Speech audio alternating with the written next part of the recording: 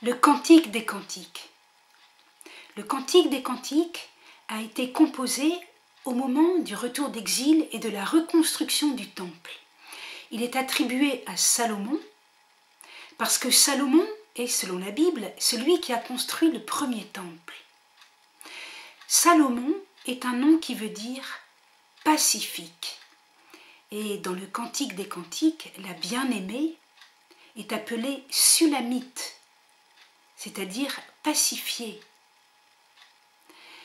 Voilà donc des êtres dans la paix, paix qui est plénitude, paix qui vient de Dieu.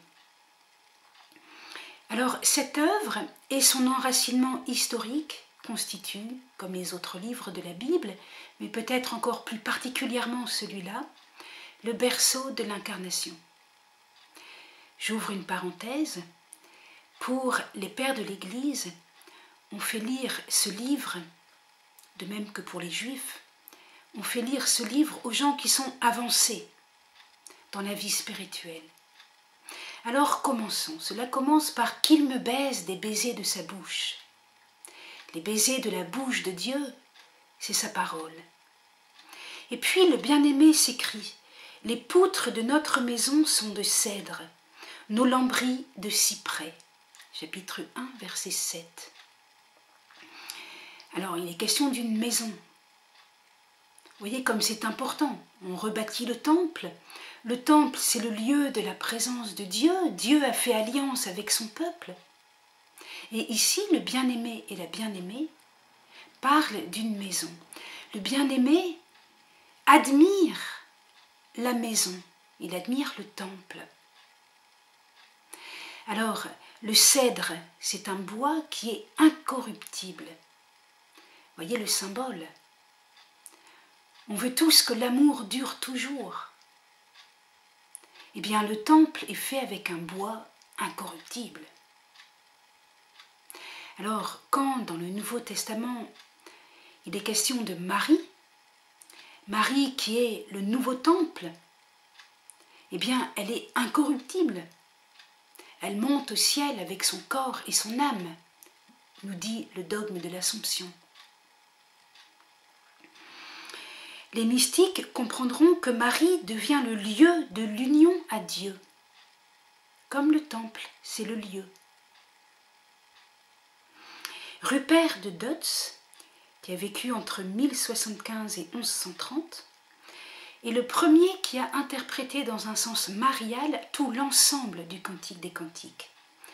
Avant lui, on donnait comme interprétation chrétienne une interprétation où la bien-aimée, c'est l'Église. Par exemple, Origène.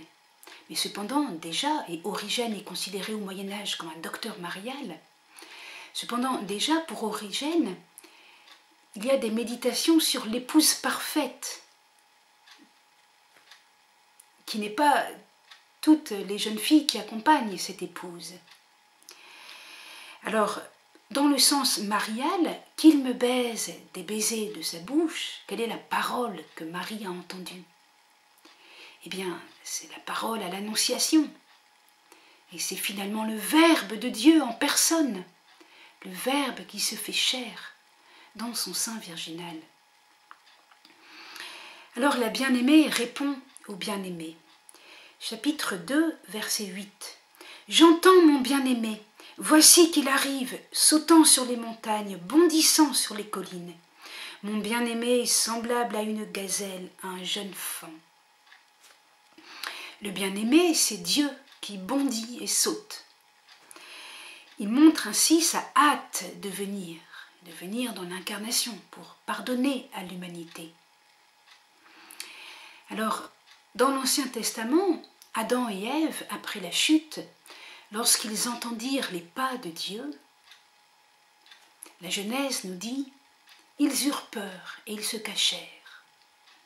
Mais ici, la bien-aimée n'a pas peur, elle ne se cache pas. C'est la joie. La bien-aimée reconnaît le pas de Dieu dans les paroles de l'ange Gabriel, et l'incarnation en Marie, c'est la miséricorde du Seigneur. Verset 10 du chapitre 2. Mon bien-aimé élève la voix, il me dit, lève-toi ma bien-aimée, ma belle, viens. Viens. Alors ces paroles, c'est toute l'histoire d'Israël.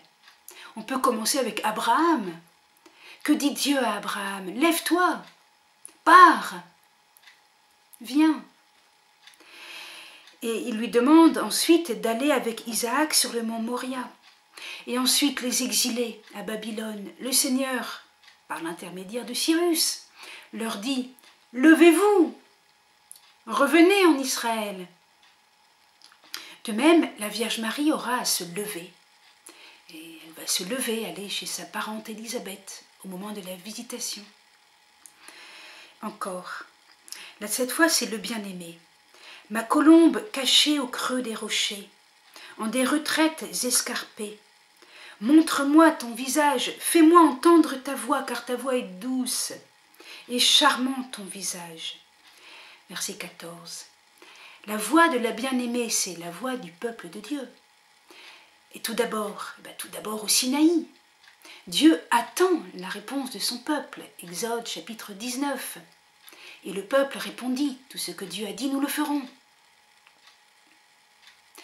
Et pour Dieu, cette voix, cette réponse est désirée, attendue. De même, toute la prière des psaumes, est une voix agréable aux oreilles de Dieu. La prière pour Dieu, c'est la voix de sa bien-aimée. Ta voix est douce et charmant ton visage. Eh bien, la voix de la bien-aimée, qui est la prière, est aussi la voix de la Vierge Marie, qui donne son consentement. Je suis la servante du Seigneur. Voilà que sa voix est douce et son visage est charmant. Attrapez-nous les renards, les petits renards ravageurs de vignes, car nos vignes sont en fleurs. Mon bien-aimé est à moi et moi à lui. Il paie son troupeau parmi les lys. Avant que souffle la brise du jour et que s'évanouissent les ténèbres, reviens. Sois semblable, mon bien-aimé, à une gazelle, à un jeune faon sur les montagnes de l'Alliance. Cantique, chapitre 2, versets 15 à 17. Au moment de l'Alliance, il y a un effroi. L'union n'est pas si facile. Il faut attraper les petits renards, c'est-à-dire il faut entrer dans le combat spirituel. Or, le combat spirituel est victorieux grâce à Dieu, à la grâce divine, c'est-à-dire par la force, par l'onction, par l'appui du bien-aimé. Chapitre 3, verset 6. Qui est celle-ci qui monte du désert en exhalant des parfums suaves et en reposant sur son bien-aimé? Cette aide divine passe par l'accueil de son règne. Venez contempler, fille de Sion, le roi Salomon, portant le diadème dont sa mère l'a couronné au jour de ses épousailles, au jour de la joie de son cœur. Verset 11. Voyez-vous, le bien-aimé est un appui pour la bien-aimée, et en même temps, il y a cette mystérieuse mère qui couronne le bien-aimé. On sait qu'en Orient, et au temps de l'Ancien Testament, lors d'un mariage, les époux sont couronnés. Mais ici, il y a davantage. Il s'agit du roi Salomon. Il s'agit d'une véritable royauté. Alors, on le voit bien aussi, Marie. On dit qu'elle est l'épouse de Dieu, tellement elle a correspondu à Dieu, tellement elle a accompli l'alliance. Et non pas dans le sens d'une déesse, épouse d'une divinité, dans les mythologies. Non, pas du tout. Elle reste une créature. Et alors, elle couronne son bien-aimé. Ben oui, elle est la mère du Christ, qui est en même temps son bien-aimé. Et elle le couronne. Qu'est-ce que ça veut dire? Ça veut dire qu'elle le considère comme roi, qu'elle l'accueille comme roi. Elle est la première à accueillir son règne sa royauté. Que tu es belle, ma bien-aimée, que tu es belle. Tes yeux sont des colombes. La colombe est le symbole du retour à Dieu. C'est aussi bien le retour d'exil, c'est l'époque, que le retour dans la conversion. En lisant le Cantique des Cantiques, la Vierge Marie prie pour la conversion de son peuple, et l'image de la colombe se retrouve au moment du baptême du Christ au Jourdain. Image de retour, de fidélité. Le bien-aimé dit « Viens du Liban », chapitre 4, verset 8. Qu'est-ce que cela veut dire ? Viens du Liban. Les exilés ils viennent de Babylone. Oui, mais en hébreu, Liban vient d'une racine qui signifie blancheur, blanc. Et la blancheur signifie la purification. Et blanc, ce qui est pur. Or, Israël revient d'exil purifié. Souvenez-vous du prophète Ézéchiel. Je verserai sur vous une eau pure et vous serez purifiés. Je mettrai en vous mon esprit. Cette purification, qui est l'époque dans laquelle le cantique a été composé. Alors on voit aussi que ce cantique a une application mariale. Eh bien oui, la Vierge Marie, c'est celle qui vient du Liban dans le sens où elle est toute sainte et toute immaculée. Tu es toute belle, ma bien-aimée, et sans tache aucune. Le bien-aimé, elle est un jardin bien clos, ma sœur, ma fiancée, un jardin bien clos, une source scellée. La bien-aimée est maintenant comparée à un jardin, le jardin d'Éden qui est renouvelé. Marie est comparée, elle aussi, à ce jardin. Les pères de l'Église disent qu'elle est une terre vierge, c'est-à-dire la terre du jardin de la création, car d'elle a été formé Jésus, qui est le nouvel Adam. Marie est aussi une source. Alors, la bien-aimée s'écrie « Lève-toi, Aquilon ». Aquilon, c'est un vent. Accours au temps. Soufflez sur mon jardin, qu'il distille ses aromates. Que mon bien-aimé entre dans mon jardin, qu'il en goûte les fruits délicieux. Chapitre 4, verset 16. Eh bien, nous avons toutes ces images du parfum. Alors, on les voit s'accomplir dans le Nouveau Testament. Par exemple, Jésus, sur la croix, on peut dire qu'il est brisé, comme un flacon de parfum. Et se répand le parfum de la charité, le parfum divin, et qui combat l'odeur de mort. Lui qui est le parfum de la vie éternelle. On peut dire aussi que Marie-Madeleine, lorsqu'elle a brisé son flacon de parfum, a donné le présage de ce mystère. Et puis on peut dire aussi que l'Esprit a soufflé sur Marie, sur son jardin intérieur, elle qui a porté le Christ, qui a répandu l'odeur de la vie. Le bien-aimé dit, chapitre 5, verset 2, « Ouvre-moi, ma sœur, mon amie, ma colombe, ma parfaite, car ma tête est couverte de rosée, mes boucles, des gouttes de la nuit. » Qu'est-ce que c'est que cette image de la rosée, des gouttes de la nuit? Eh bien, ce sont les bénédictions. La rosée dans la Bible, c'est toujours les bénédictions. Le bien-aimé, Dieu, est source de toute bénédiction. Ouvre-moi. Pourquoi c'est si important de s'ouvrir? Eh bien, la Vierge Marie s'est ouverte au dessein de Dieu. Elle n'a pas considéré qu'elle avait tout ce qu'il fallait.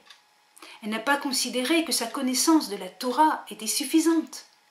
Non, elle a été ouverte et elle a accueilli l'incarnation et tout le dessein de Dieu jusqu'à la croix, jusqu'à la Pentecôte et tout ce qui a suivi. Le bien-aimé, reviens, reviens, Sulamite. reviens, reviens, que nous te regardions. Chapitre 7, verset 1. Sulamite, c'est le nom de l'épouse. Salomon veut dire pacifié, pacifiant. Sulamite, pacifié, pacifiante. Elle a épousé le pacifié et elle devient pacifiée. Elle a épousé le pacifiant, elle devient pacifiante. Marie, épouse parfaite de Dieu qui est la paix, devient reine de la paix. Le bien-aimé, le parfum de ton souffle, celui des pommes, tes discours, un vin exquis. On peut faire un peu d'humour, c'est qu'au début du cantique, la bien-aimée comparait le bien-aimé à un pommier. Et maintenant, c'est elle qui a le parfum des pommes.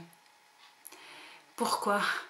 Parce que quand on s'aime, on finit par se ressembler. On prend la caractéristique de l'autre.